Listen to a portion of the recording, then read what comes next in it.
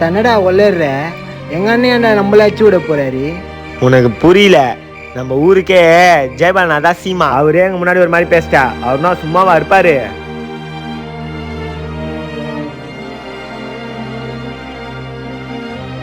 ஏய் நீ யாரு? என் கேஸ்காரன். உனக்கு எதனா ஒன்னா நான் சும்மாவை விட்டுருவேன். யாரும் அதெல்லாம் அச்சு விட்டு போயின்னே இருப்பேன். அது உங்க அண்ணனா இருந்தா?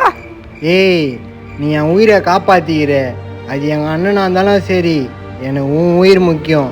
ஸ்நேகிதம், என் தம்பியை பார்த்து பேசிட்டு வரேன். ஜெய்பாலே போலேகுது வேணாண்டா, எனக்கு ஏதோ ஒரு மாதிரி ஆகுது.